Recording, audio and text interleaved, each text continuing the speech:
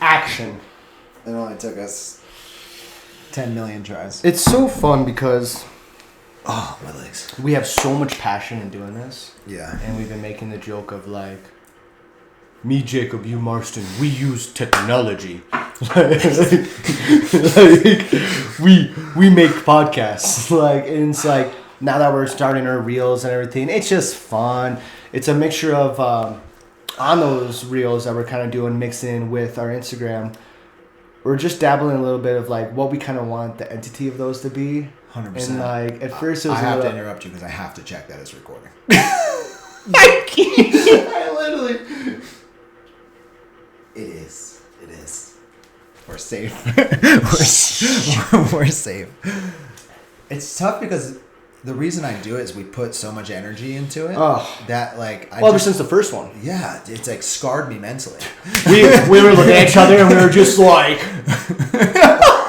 yeah, and then technology we know not use. Man. But it's fun, man. And like now that we're starting to the reels and we're trying to get a little bit more personality, now that we're having these conversations, like the last talk that we really want out of these podcasts is just more raw, more individual personality.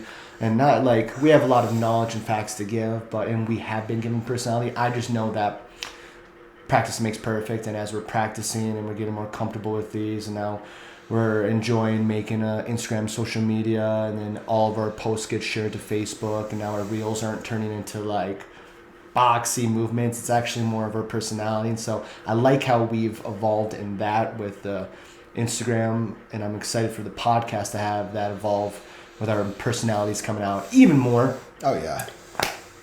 No, you're good. I was agreeing. You did a great job. Thanks. And today, I'm going to take a little bit of the ropes. Take charge. Today we're talking about self-love. I'm the big lover. My 4 pillars of self-love: spiritual, mental, emotional, and physical. They're all the ones that can build you up, and they're all the ones that can break you down in self-love. And we have all experienced the ups and downs of both sides and how they can build up or break down self-love. What was it? I wanted to... Self-love, as a description, appreciate of one's worth and virtue. Taking that for yourself, for your own one's worth and virtue, I think that is the essence of self-love. You can time in anytime you want. You want me to go? Yeah, I want you to say something. Let's see.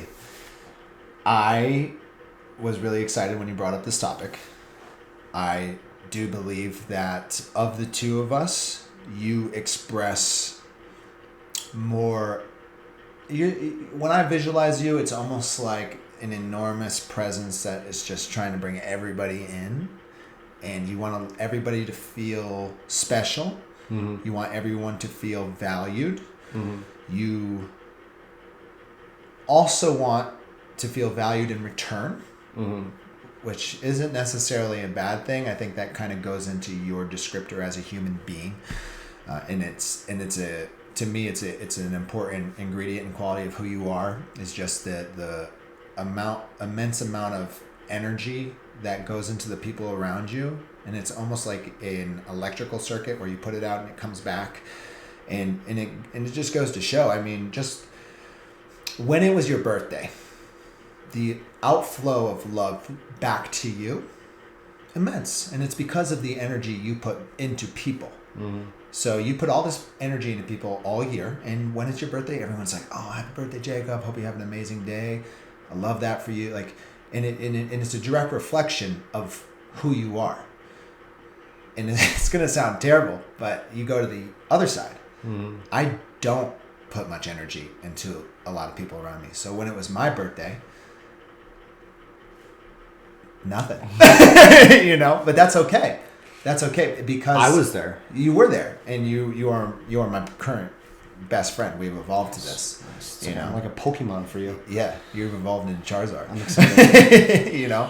And I'm not trying to say like, oh, woe is me, I didn't get any birthday texts. I didn't expect to, because why would somebody put the energy to let me know when I haven't put any energy all year into anybody? Mm. It's a direct response. It's a push and a pull, So if I don't, something my mom constantly kind of harps on me, is like, hey, don't forget to check in on your friends. Don't forget to check in on the people in your life.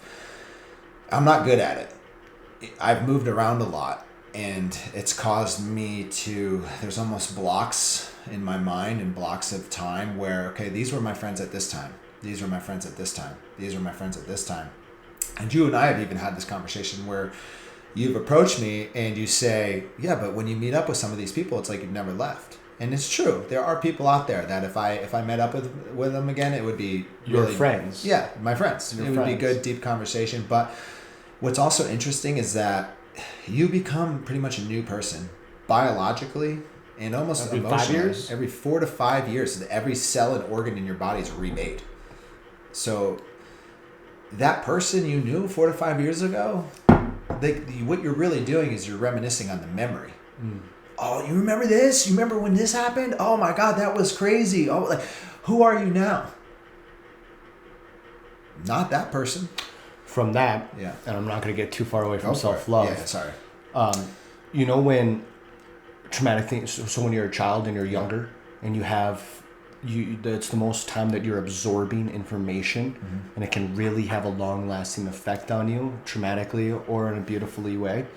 So that's why in some of those other relationships, like you're saying, before we kind of have this statue of like maybe 25, 30-year-olds when we're really formed, some of those younger friendships, when you're forming at that young age and you're so just a mushy thing absorbing everything, that's why I look at some of those and yes, they're memories and you're reminiscing it, but they literally they were building blocks. So I feel like those younger friends and those younger connections will always be a part of you more than maybe a friend I meet now. Mm-hmm.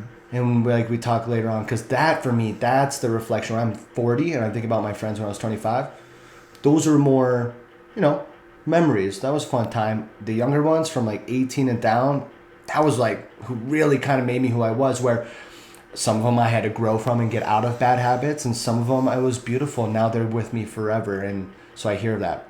So bringing you back to self-love, you're talking about how your mom was talking about a way that you can kind of self-love yourself is your connection with your friends and always to keep communication. And is that what you're trying to get to? I think to really hone back in on self-love, let's just one aspect of it, one strand of the twine that is self-love, the rope of self-love. Sorry. We're like prioritizing talking into here. Is connection. Mm-hmm. I think connection is very important.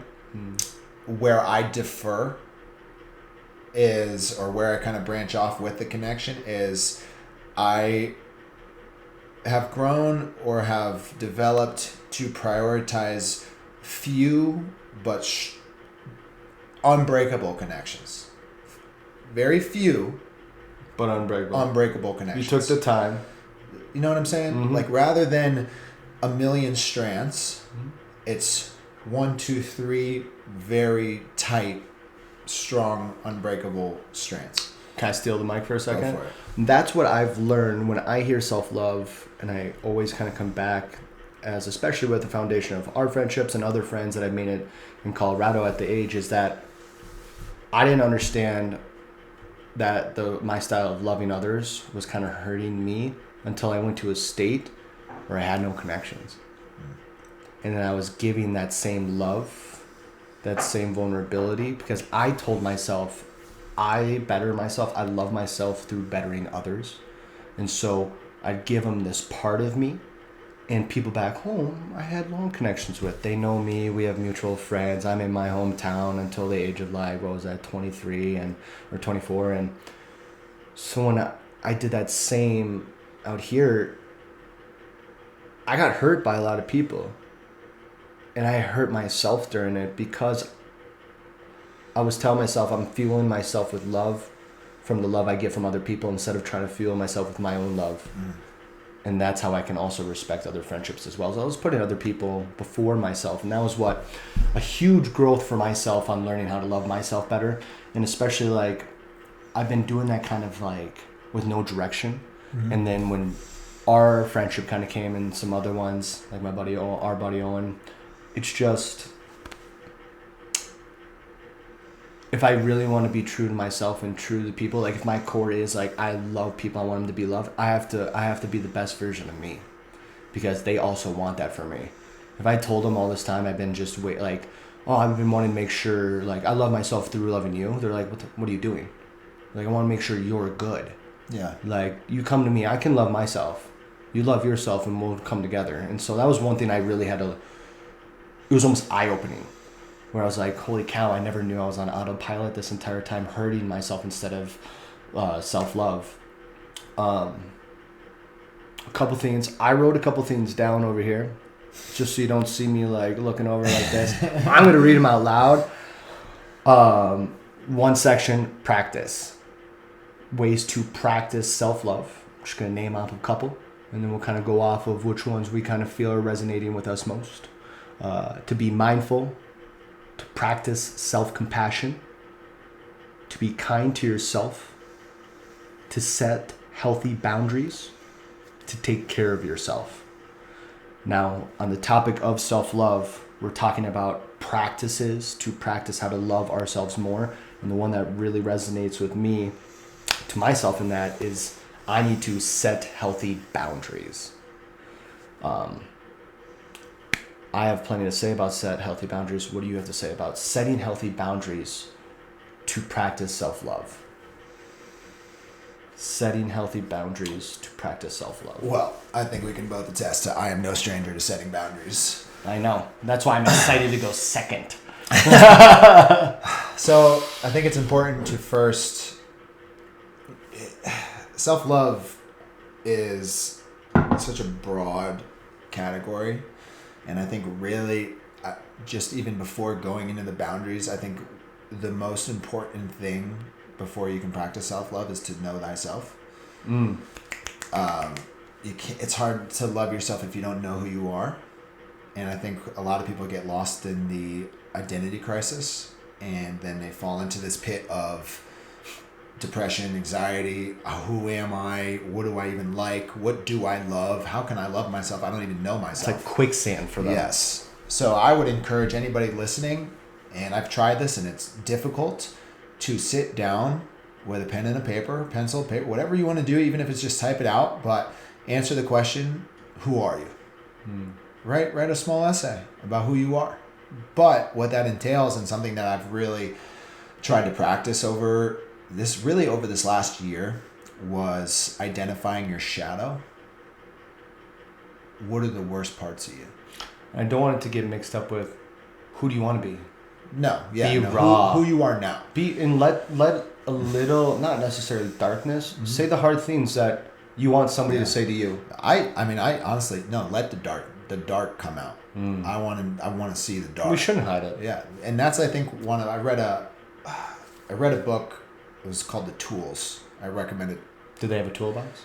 Yeah, yeah. It's I don't know if anybody saw this show on Netflix, but it was Jonah Hill and his therapist. Nope. His name is Phil Stutz. Yes. Yeah, he's an amazing. I watched. It was like a couple episodes. Yeah. I think I watched Super half, maybe 3 out of 4. Incredible psychotherapist. Really good. And he really one of the tools is identifying the worst parts of yourself. When you really look in, what does your shadow look like? Because it is a part of you, and we try to shirk from it. But if you can take all of you and every part of you. Exactly. If you can embrace the worst parts of yourself and really acknowledge, like, this is who I am, it doesn't mean you're a terrible person, but you have to understand that we're all not perfect, and there's parts of us that are dark, scary. We're human beings. There are dark parts of us, just like when the sun sets and the moon rises, there will always be the good in the dark.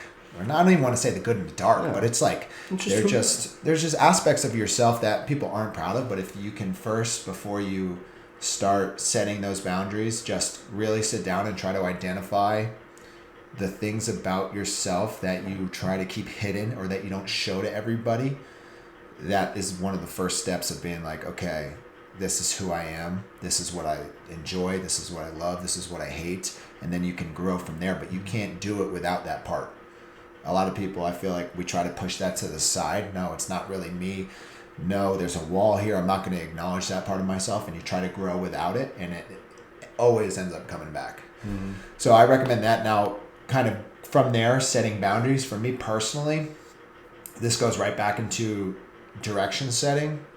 So if I know that you and I are on a mission of self-improvement, to develop and grow and do new physical challenges, Sufferfests, try Ironmans, try marathons, ultra marathons. We want to get into all sorts of physical competition, not necessarily for the sake of like going against other people, but seeing what we can accomplish together and in a competitive setting, so that we can just, what are we capable of? I think it'd be a shame to die without really knowing what you're physically capable of. And there's been so many parts of my life where I've given up on that. And I really want to just try to delve into all sorts of different physical competition and really mental competition. So knowing that, there are things I can't do. So if I'm at work and people are like, hey, you want to come out and get a drink tonight, or you want to just hang, you don't even have to drink because people know I don't drink. So there's a boundary right there. I don't drink. So now people stop asking me to drink. Boom. Marson doesn't drink, boundary. I'm not going to cross it. Even when they do, no, I'm not going to drink. Do you want to come to the bar tonight? Well, I know I have to wake up and work out with Jacob and Owen at 9:00. And I know in order to get my 8 hours of sleep, or if I want to get up and write in the morning, I have to go to bed even earlier. I know I have to be in bed by 12. It's 11:15 right now. No, I can't. That's my boundary, because I have to do this. And it's not that I even have to. It's that this is what I want to do.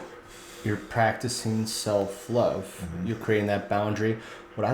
I just was so fascinated with the darkness kind of side of mm-hmm. writing it down. I love that as a sense of practice mm-hmm. of self-love, because if you want to make a difference, you got to grit. You got to sit down. You got to have those hard conversations with yourself. You're not here for anyone else. You're not here to talk to, ask a therapist. You're here one-on-one with yourself. And so by being vulnerable, and you're acknowledging, accepting, and then resolve. Mm-hmm. It just, I just had to go back to that for a second. It was I love that, because, and for me, I'm not really as much of a write down kind of guy. I love our individualities. You can sit down, dining room table, you're looking out in your backyard, and you can write that, and it's so powerful for you. Myself, I drive up an hour and a half past the Pooter, no signal. Sit on I'm with my wife, dog, and I say I need 20 minutes. I go and I sit at the end of a cliff overlooking this mountainside or in the river. That's my place where I go, okay, let's have the dark conversations. Let's have this one-on-one time. That's my spiritual connection, because with my 4 pillars with self-love, spiritual is a huge one for me. Mm-hmm. And that is where I find practice. I find practice in my spiritual side. Setting healthy boundaries for myself with self-love. I am new to setting boundaries with my self-love, and the way that it's been filling me up has been so beautiful. Mm-hmm. And it's been hard. I'm not gonna, and today I had to set a boundary for my self-love on, I had a situation with my wife where I wanted to prioritize time. We set boundaries to respect our time here at 9. So it was this in between. What I love through self-love is that I can come here and resolve it with you as a brother. And that is a boundary that I'm taking. How do I want to say it? Set healthy boundaries. My healthy boundary with self-love is taking it to the face and coming to you face to face and having our hard conversations. Mm-hmm. That is a boundary. I'm setting the boundary that I need to do this. If I don't, I'm hurting myself. because I'm not prioritizing the way that I want to love and that I want my relationships to be with myself. That was a big one today. Setting boundaries. I just keep saying it because I just giving less of myself to other people. The other day at work, I had a coworker come up and they said, "Are we good?" I was like, "What do you mean, are we good?" And I was just like, they were just like, "Well, it's just like I feel like I haven't been getting the same emotional friendship from you." I was just like, "Honestly, you're not the first person to come up to me in the last 3 weeks." I go, do you feel like I'm like mad at you, angry?" He's like, "No, it's like I don't feel any malicious intent. I just feel less." I go, "Thank you." He goes, "Well, for what?" I go, "I am trying to give more time to myself because I've been spreading my love to other people, and I have been honestly the most grounded I've probably ever been in my life because I've been setting those boundaries to prioritize the people that I want to give the love to who are also reciprocating it back instead of giving it to parties and events that do not give back the love that I need to live the life that I want to live." That's my greatest self-love boundary. I like that. Thanks, man. I think that appreciate it. You're involved in it, so you better like it. Well, you crafted it. I just know how, even though to that person in that moment. Just so you know, my wife thinks this is a weapon.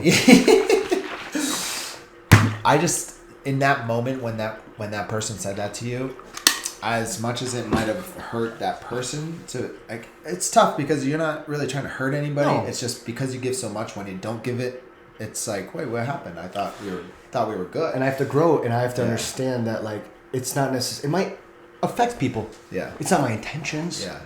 But when people watch you grow, when people watch you focus on yourself, people want to, I will say that's a dark side of humanity. I feel like is that when somebody achieves success, and not even success, but when you see somebody pushing to do more, doing healthier habits, there's a part of people in insecurity that's like, don't.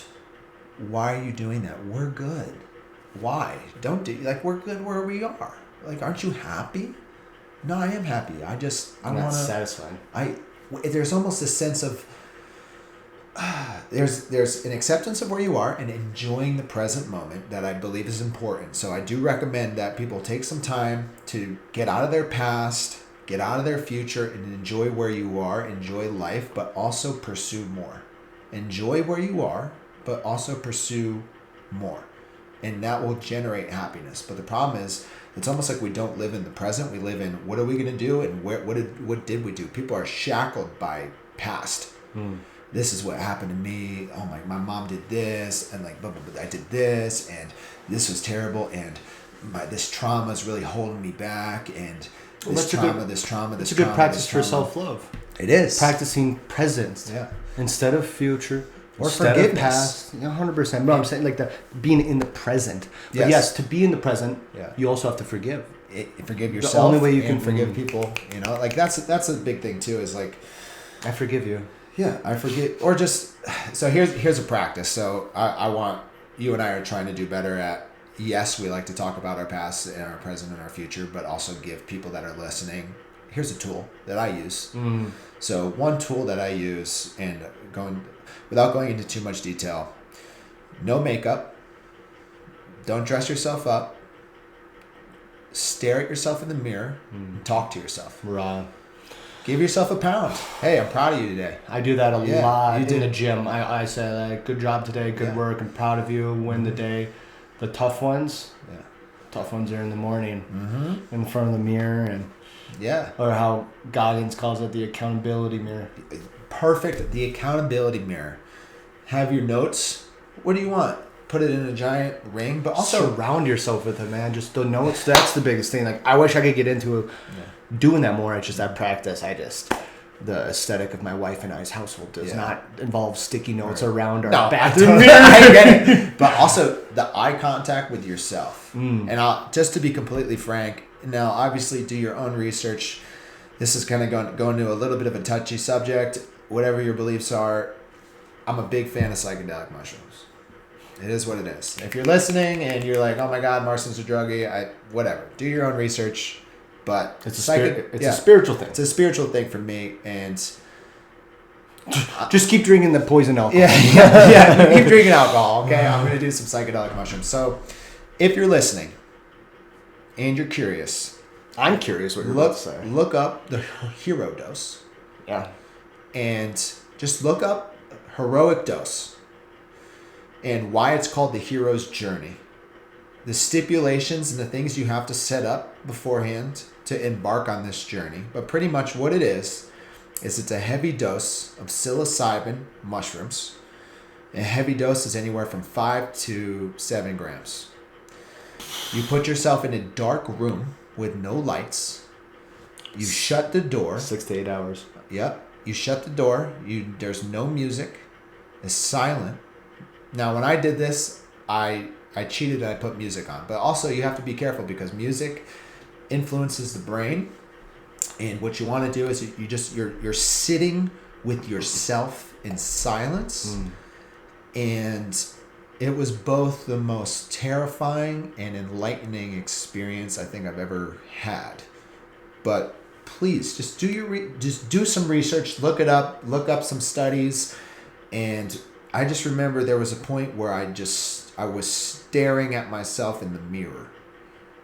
And I mean, I'm not going to go into crazy detail about it, but just look it up, do some research on it. And self-love. Yeah, it's just, if there are ways that you can really get to know yourself, if you're having trouble sitting down and really delving into yourself to try to figure out who you are and how you became the person, I do believe that psilocybin psychedelic mushrooms are a way to open that path in your mind. Well, and that's the thing, so practicing self-love is understanding walls that you have that you need to break down and finding acceptance and reassuring self-esteem. And a lot of times, like we said, quickstand's pulling them down. It's hard for them to find this and make this next step. In the conversation of psychedelic mushrooms, in the sense of it's a spiritual thing, it's a healing thing, there's so much beauty. You can have a car and drive it 100 miles an hour and crash. You can have all these beautiful things that have so much power that are so potent. This is just one thing. It's a natural thing. That's what I want to say about it. They are not bad. Everything can be overused. So, Denver and Colorado, they do a really beautiful thing. I forgot the terminology, but they do counseling with microdose mushrooms. So you go to a full counseling event and you take 0.5 grams and you just lay there. Yeah. And what it does is these walls and these boundaries that we've created through time that we didn't even know, that we weren't even self-aware while we're trying to find self-awareness, because that's practice for self-love.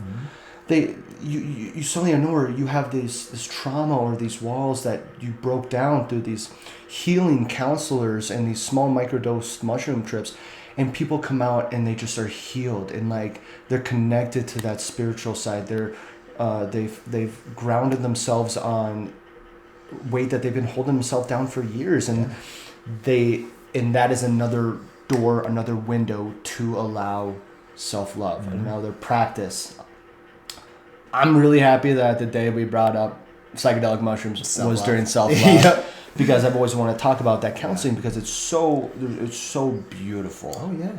Well, there's also another version of the counseling where you get people who are struggling with severe anxiety, depression, PTSD, or they do it a lot for vets. Yeah, or very close to death, very old. And what it is it's an actual hero dose. And they have somebody in the room there. So I do recommend, if this is something you're interested in, or if you're doing the research, you find somebody you can trust. Do your research. Do your research. Yes. Don't listen to us. Do your own stuff. Do your stuff. Trust yourself. But the way it works do the research. Definitely do the research. Don't make judgment on this topic until you make the research. Because if I told you something was bad forever and you found out it was good, it's well, why? Well, why didn't you ever look it up for yourself? Yeah. I definitely suggest doing the research before you come to any conclusions. But with this study, they have somebody in the room guiding, just in case, because you always need a guide on those hero doses. You do need a guide, and and like I said, do the research. But they do a hero's dose, and quote unquote, a lot of the women who have done this have described the experience as akin to birthing a child, to having a child, as the emotional as impactful connection as having a child, which I thought was super interesting. This is we need to check the battery. Oh, I'm so sore from legs. Okay, we are. I'm touching the phone. Please don't hurt me. What are we doing right now? 18%. Heard. So Okay. Probably about 10 more minutes. So, like I said, we are Neanderthals, and we are learning technology. And today we used Marcin's wonderful wife's phone. This is that because we started at 40%. We're at 30 minutes. 30 minutes. We're gonna go 6 more minutes. Heard. I ain't risking nothing. So into the topic. Let's conclude this one. It was absolutely. There's so many beautiful stuff. Research it. Yeah. Sorry. You go. No, I'm done. done. How about we do this? How about you give like a few minutes of advice on how you practice self-love, and then I'll give a few minutes of advice on how I practice self-love. I just want to say this really quick. I was thinking about this. I wrote some bullet points at the bottom. I wanted some notes today. I wanted to talk about more about the phone and everything. We'll go back into this topic. Self-love. I wrote correlating phrases. Self-awareness, self-worth, self-esteem, self-care, self-trust, self-awareness, self-compassion, self-respect, self-acceptance. Those were impactful words that really resonated with how I want to practice my self-love. If I want to reflect on where I am, I, like you said, take those writing like I like to do, go in the mountains, go by a river, read those phrases and think to yourself, how am I doing this right now? Mm-hmm. How can I be doing this better? Mm-hmm. If you got a nice check mark, proud of you. I'm not just proud of you, you're proud of you. And then you just keep growing, keep practicing. And just like with health and fitness, this is what I tell everyone, there's no end goal. There's no peak of loving yourself. You're going to make mistakes. You're going to say the wrong thing. You're going to make the wrong decision. But it's coming back to a lot of these practices, a lot of these examples of how to do self-love. If you keep communicating to yourself, having those accountability mirror conversations, writing down, you're going to have the best version of you that you want yourself to be and you want everyone to see you as to be. Mm-hmm. Mic dropped. Boom. Done. I would say, for me personally, I haven't always been self-love isn't necessarily something I thought about. I just lived life. I didn't really think about how I was treating myself. I worked out because I liked how it made me feel. Or I work out because I worked out because I liked how it made me feel. I like to compete. I like to look good. But at the same time, I would spend hours a day behind a computer screen playing a game just because of the release of dopamine, also scratching that competitive itch. You call it self-love too. I'm loving this. Yeah. So why can't I do it for myself? Exactly. This is making me happy. Why not? But I think what's important is to change the perspective of kind of how you're living your life and the direction you want to head. So now I work out because I love myself enough I want to ensure that as I age yearly, that I'm maintaining my body in a way that I can live my life to the fullest, so that when I hit my 40s, in my 50s, in my 60s, your bone strength, your cholesterol, your blood work, it's to live a longevity life. I'm not here. Yeah, you go. Oh, sorry, no, I got excited. I understand. About it. I understand. I think that we get caught up in, I want to live. I'm trying to live my life, almost as if eventually you're going to hit an age where you can't live your life. And I just think that's a really sad way to look at things. I don't want to sacrifice now. And maybe using the word sacrifice isn't the greatest term, but you don't use all your marbles now and have no marbles later. Right. Almost as I don't want to make the changes now because this is my prime years, therefore these are my prime years, therefore when I get older. I hate that phrase. It's just wild to me. So I had to switch my perspective of like, I want to invest in myself today. And it doesn't mean that I'm enjoying the process. I'm happier with the fact that I'm working hard and that I'm pursuing something. I'm happy with the fact that I decided that I'm going to write a fantasy series. And it's hard. And there are days I wake up and I'm like, oh my God, the fear sinks in. What if it's not? What if people don't like it? What if I'm not good?